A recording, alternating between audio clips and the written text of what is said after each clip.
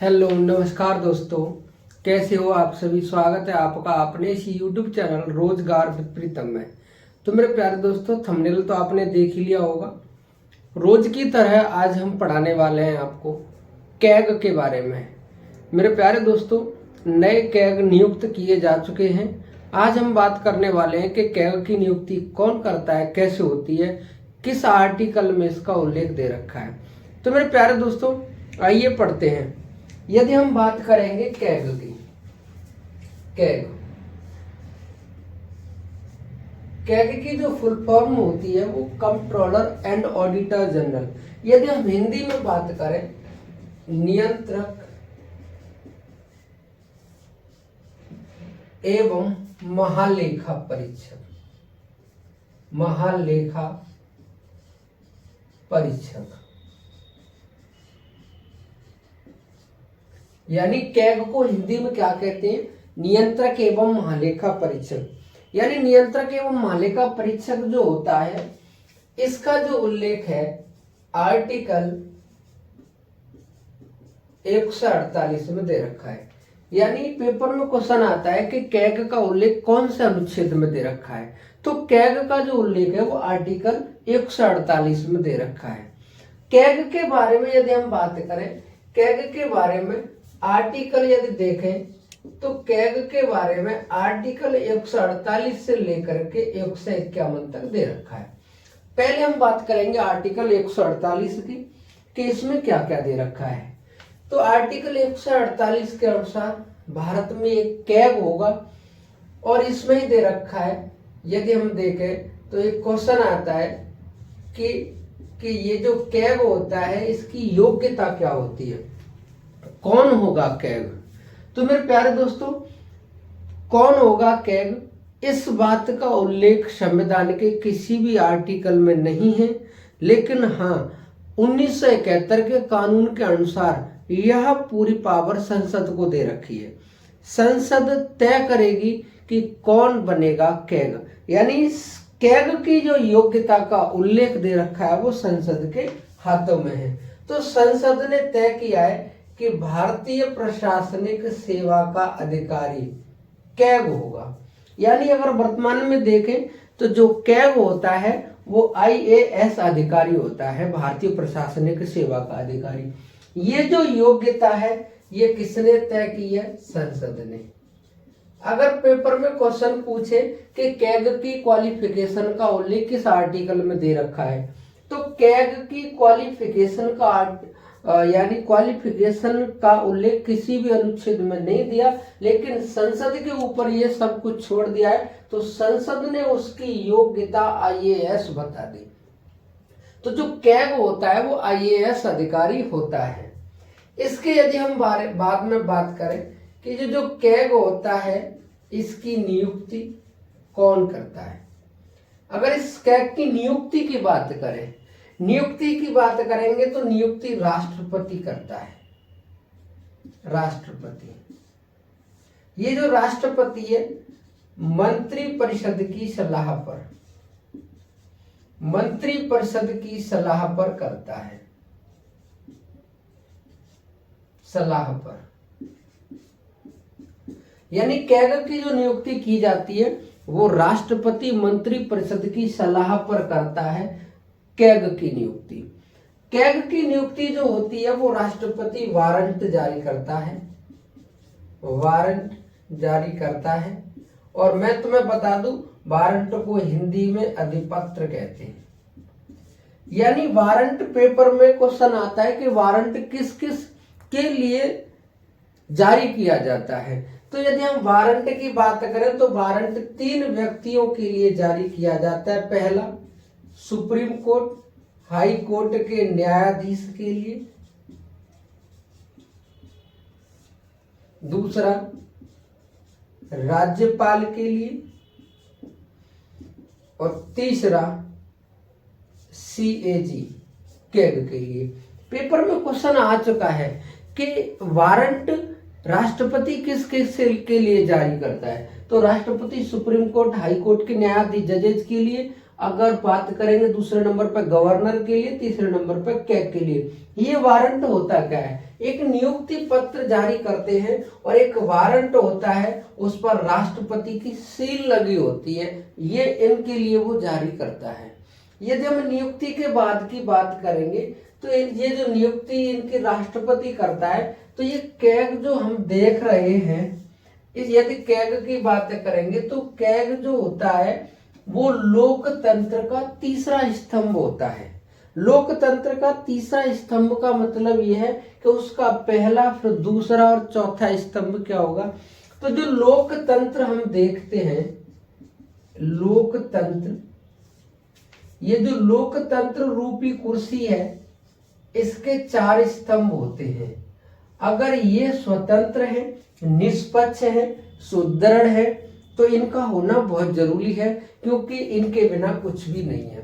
यदि हम सबसे पहले बात करेंगे न्यायपालिका की, यानी किसी भी देश में, भारत में हो या किसी भी देश में, न्यायपालिका का सुदृढ़, निष्पक्ष एवं स्वतंत्र होना बहुत जरूरी है किसी भी देश के लिए, लोकतंत्र के लिए। दूसरा जो पैर है वो है चुनाव आयोग, यानी चुनाव आयोग को भी मजबूती से काम करना चाहिए। तीसरा है कैग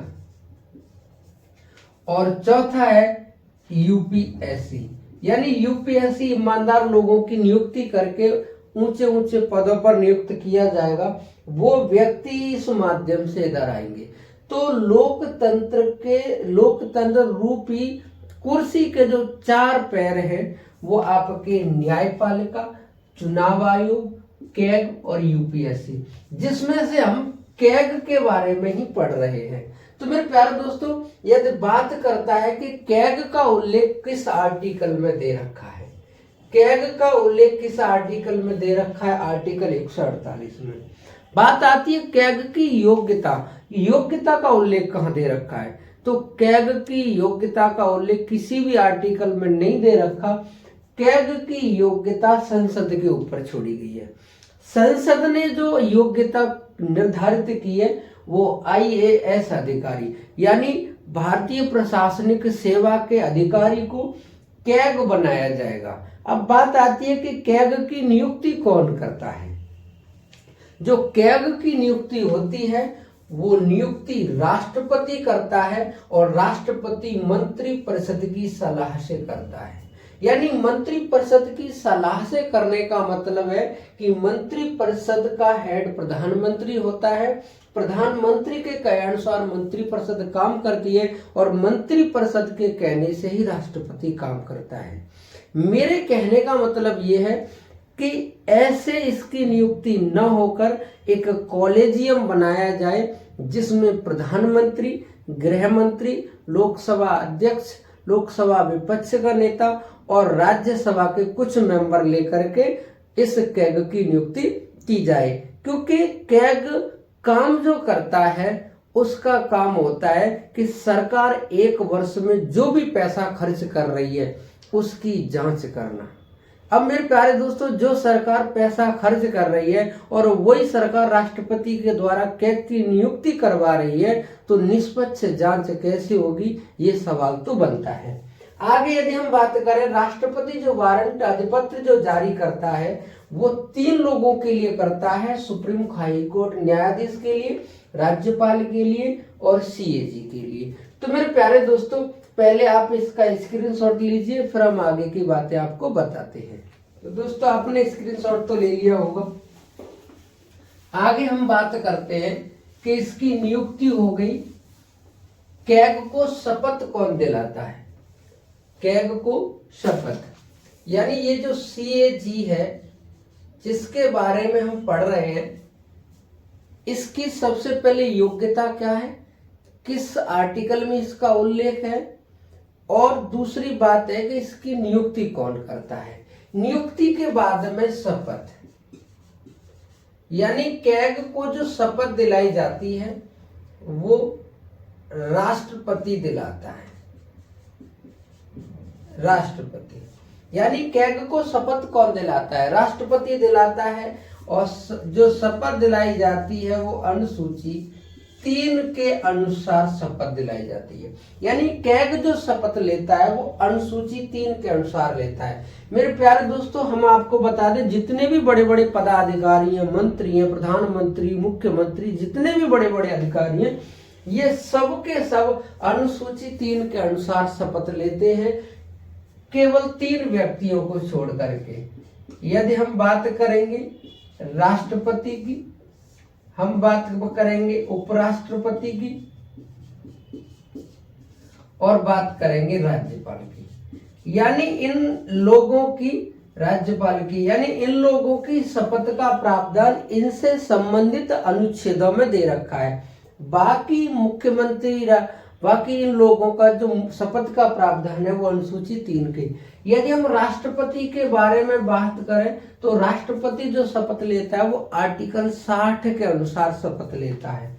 और यदि हम उपराष्ट्रपति की बात करें तो उपराष्ट्रपति आर्टिकल 69 के अनुसार शपथ लेता है। और यदि हम राज्यपाल की बात करें तो राज्यपाल 159 के अनुसार शपथ लेता है। तो यानी ये वो 3 बड़े बड़े पद हैं जो इनके उल्लेख इनके खुद के आर्टिकल में दे रखे हैं। बाकी सब जो शपथ लेते हैं वो अनुसूची 3 के अनुसार शपथ लेते हैं। यानी कैग की जो शपथ होती है, वो शपथ जो लेता है वो संविधान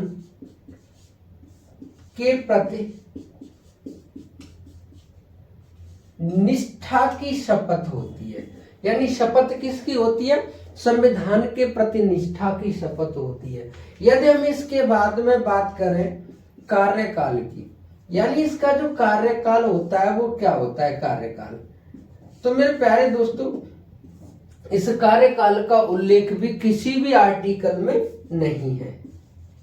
यानी जिस तरीके से योग्यता का उल्लेख नहीं है उसी तरीके से इसका कार्यकाल का उल्लेख नहीं है। लेकिन कार्यकाल की जिम्मेदारी भी संसद पे छोड़ी गई है। अगर संसद पे जिम्मेदारी छोड़ी गई है तो संसद ने इसका जो कार्यकाल है वो कितना निर्धारित किया है। तो यदि हम कार्यकाल की बात करें तो कार्यकाल है आपका 6 वर्ष। कार्यकाल कितना है? 6 वर्ष। और यदि हम बात करेंगे सेवानिवृत्त आयु तो कितनी है? 65 वर्ष। यानी सेवानिवृत्ति की जो आयु है वो कितनी है? 65 वर्ष। तो इसका जो कार्यकाल है वो 6 वर्ष ओब्लिंग 65 वर्ष। यानी इसका मतलब यह है कि 6 वर्ष हो या 65 वर्ष, जो भी पहले हो जाएगा कैग अपने पद से हट जाएगा। यानी 6 वर्ष या 65 वर्ष का मतलब यह है कि यदि कोई व्यक्ति 62 वर्ष का कैग बना है या 60 वर्ष का कैग बना है तो वो केवल 5 वर्ष के लिए ही कैग रहेगा। और यदि वो 50 वर्ष का कैग बना है तो वो पूरे 6 वर्ष रहेगा। तो मेरे कहने का मतलब यह है कि कैग के कार्यकाल का जो समय है वो 6 वर्ष है और उसकी सेवानिवृत्ति की आयु 65 वर्ष है। और मेरे प्यारे दोस्तों, इसके कार्य के बाद में बात आती है कि ये जो कार्य अपना जो करता है उसमें सबसे पहले ये क्या क्या कार्य करता है। तो ये जो इसका जो कार्यकाल है 6 वर्ष 65 वर्ष, इसके बाद में यदि हम बात करेंगे कि इसके कार्य क्या क्या होंगे, यानी इसका कार्य क्या होगा। यानी कार्यकाल तो 6 वर्ष और 65 वर्ष है, इसके कार्य क्या होंगे। तो यदि हम कार्य की बात करें इसके की, तो जो कार्य का उल्लेख है वो आर्टिकल 49 में दे रखा है। यानी अनुच्छेद 149 के अनुसार इसके कार्यों का उल्लेख किया गया। कार्य क्या होगा कि ये अकाउंटिंग और ऑडिटिंग दोनों करेगा। मेरे प्यारे दोस्तों, ये जो कैग होता है ये पूरे देश का एक होता है। ये केंद्र सरकार की भी अकाउंटिंग ऑडिटिंग करता था और ये राज्य सरकार की भी अकाउंटिंग ऑडिटिंग दोनों करता है। अकाउंटिंग ऑडिटिंग का मतलब है, अकाउंटिंग का मतलब है लेखांकन और ऑडिटिंग का मतलब है लेखा परीक्षण। यानी ये जो कैग है इसके 2 काम थे और ये दोनों काम 26 जनवरी 1950 से शुरू हो गए। यानी कैग का क्या काम था आर्टिकल 149 के अनुसार? लेखांकन करना और लेखा परीक्षण करना, अकाउंटिंग करना, ऑडिटिंग करना। अकाउंटिंग का मतलब है किस काम के लिए किस व्यक्ति को कितने रुपए दिए जा रहे हैं, यानी किस किस काम के लिए पैसे दिए जा रहे हैं, उसका लेखांकन करना, उसको लिखना और फिर उसके बाद में जांच करना लेखा परीक्षण कहलाता है। उसकी जांच मतलब पैसा जिस काम के लिए दिया गया, पैसा उस जगह पर खर्च हुआ है या पैसे का मिसयूज हुआ है, ये दोनों ही काम कैग करता है आर्टिकल 149 के अनुसार। ये 26 जनवरी 1950 से ये सब कुछ 1976 तक चला। 1976 में मांगे उठने लग गई कि जो व्यक्ति लिख रहा है कि पैसा वहां वहां खर्च होना चाहिए और फिर वही व्यक्ति जांच कर रहा है कि पैसा उसी जगह पर खर्च हुआ है या नहीं, ये तो गलत बात है। लेखांकन वाला व्यक्ति अलग होगा और लेखा परीक्षण व्यक्ति अलग होगा। तो मेरे प्यारे दोस्तों, 1950 से 1976 तक केंद्र के लिए केवल 1950 से 1976 तक ये दोनों काम किए थे, लेकिन 1976 के बाद में केवल ये कैग ऑडिटिंग का काम करता है, लेखा परीक्षण का। यानी पेपर में क्वेश्चन आएगा कि जो कैग है वो वर्तमान में केंद्र सरकार की ऑडिटिंग करता है या अकाउंटिंग करता है, यानी लेखांकन करता है, लेखा परीक्षण करता है। ऑप्शन में होगा लेखांकन करता है, ऑप्शन बी लेखा परीक्षण करता है, ऑप्शन सी ए और बी दोनों करता है, ऑप्शन डी इनमें से कोई नहीं। तो 1976 के बाद में कैग का केवल काम रह गया है ऑडिटिंग करना। केवल वो केंद्र सरकार की तरफ बात कर रहे हैं, केंद्र सरकार की वो केवल ऑडिटिंग करता है, उसका लेखा परीक्षण करता है। लेकिन 1950 से लेकर के आज 20 नवंबर 2024 में अगर हम देखें तो 1950-2024 तक ये दोनों ही काम करता है। कौन? कैग। यानी पेपर में क्वेश्चन पूछेगा कि 1950 से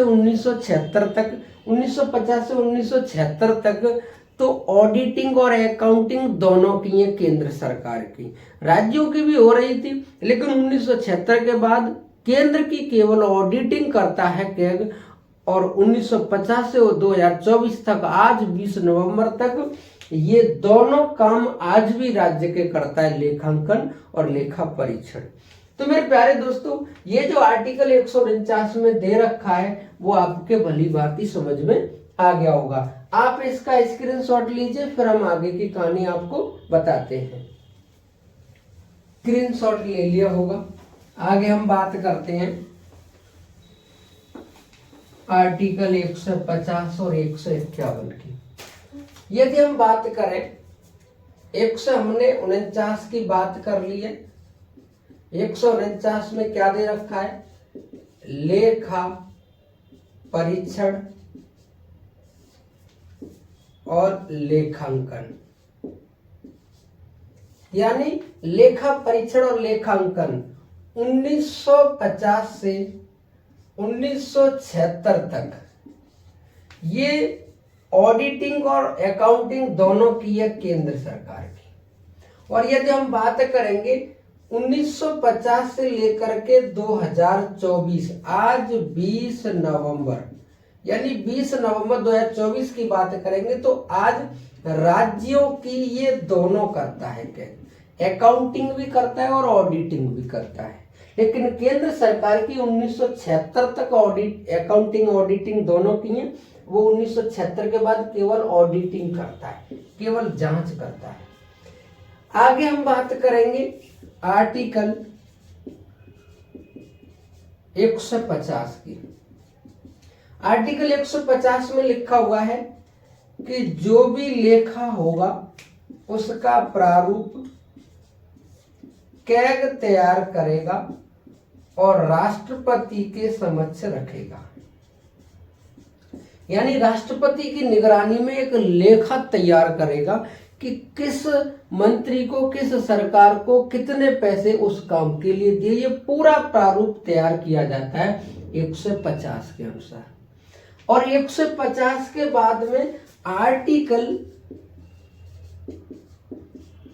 151 में लिखा हुआ है कि कैग रिपोर्ट राष्ट्रपति के सामने रखेगा।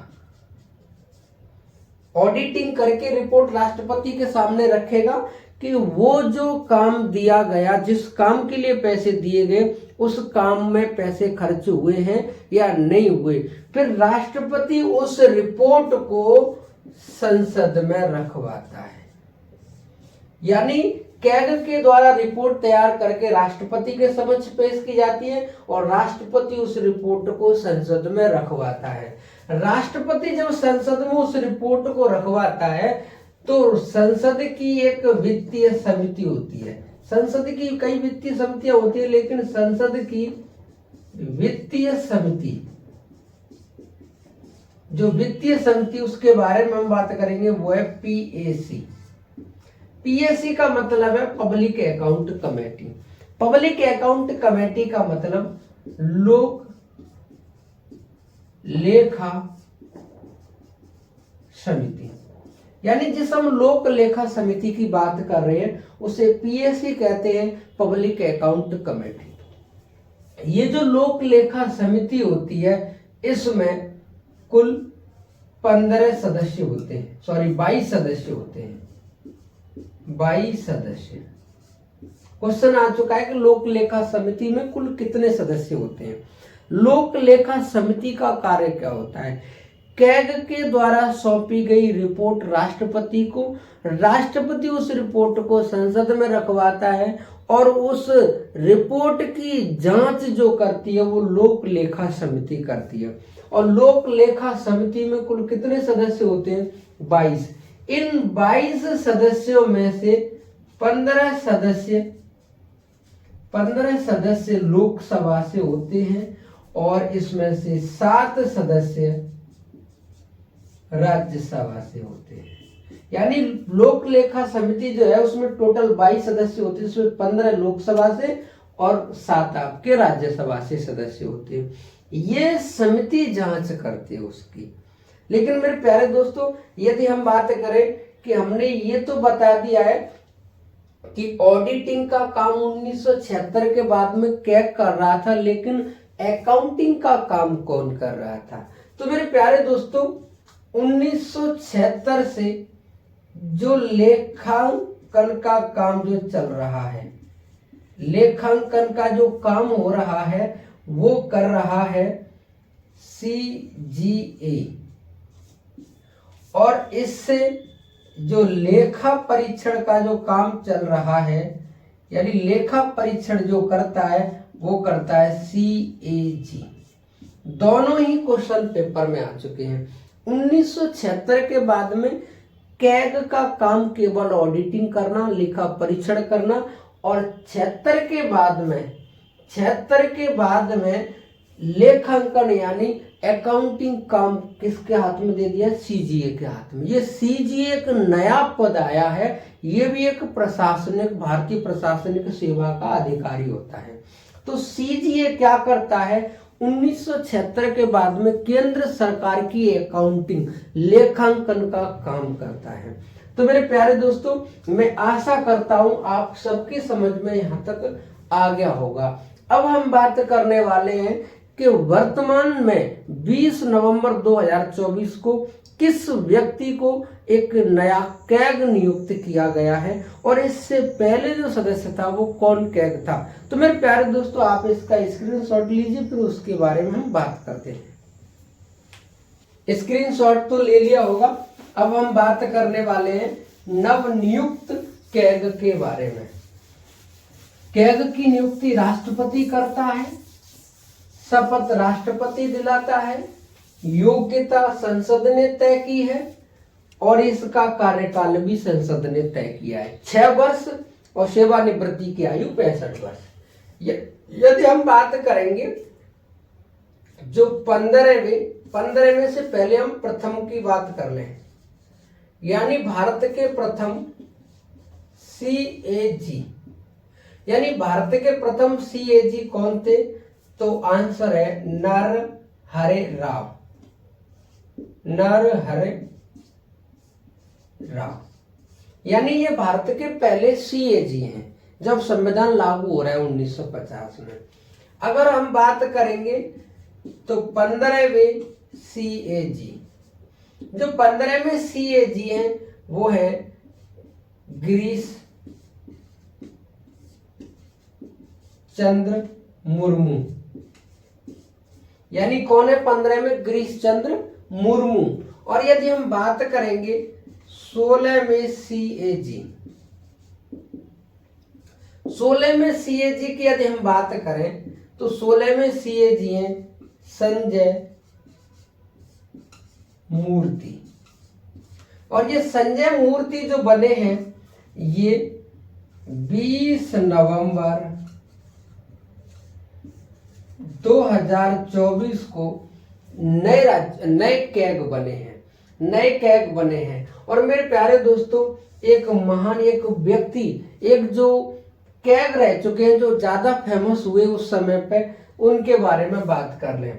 एक व्यक्ति जिनका नाम है त्रिलोकीनाथ त्रिपाठी। यानी कौन है? TN त्रिपाठी। तो ये जो त्रिलोकीनाथ त्रिपाठी है, त्रिलोकीनाथ त्रिपाठी ने बोफोर्स तोप घोटाला, बोफोर्स तोप घोटाला उजागर किया। ये जो बोफोर्स तोप घोटाला राजीव गांधी के समय पर हुआ था 1989 में। और बोफोर्स तोप घोटाले की जब हम बात कर रहे हैं 1989 की, ये बोफोर्स तोप है एक, जो राजीव गांधी प्रधानमंत्री थे उस समय ये मंगाई गई थी बोफोर्स तोप। और रिटायर के बाद में ये कर्नाटक के राज्यपाल भी रह चुके हैं, यानी कर्नाटक के राज्यपाल। यदि पेपर में क्वेश्चन आए ऐसा कौन सा कैग था जिसे सेवानिवृत्ति के बाद राज्य का राज्यपाल बनाया गया, तो वो त्रिलोकीनाथ त्रिपाठी थे, जिनको बोफोर्स तोप घोटाले के लिए जाना जाता है। और वो सेवानिवृत्ति के बाद उनको कर्नाटक का राज्यपाल बनाया गया और उनके अधिकार क्षेत्र में उस समय केरल भी रहा था। तो मेरे प्यारे दोस्तों, आपने नवनियुक्त राज्यपाल को कैग को भी देख लिया है, जो संजय मूर्ति हैं। इनसे पहले गिरीश चंद्र मुर्मू हैं और भारत के पहले CAG नरहरि राव हैं। तो मेरे प्यारे दोस्तों, आपने ये सब देखा है। आप सबको क्लास कैसी लगी? क्लास अच्छी लगी हो तो मेरे प्यारे दोस्तों अपने दोस्तों में शेयर करें, वीडियो को लाइक करें और चैनल को सब्सक्राइब करें। जो भी कमियां आपको दिखाई दे रही हैं आप कमेंट करके बताइए, आए दिन उनमें सभी में सुधार किया जाएगा। Thank you. जय हिंद, जय भारत मेरे प्यारे दोस्तों।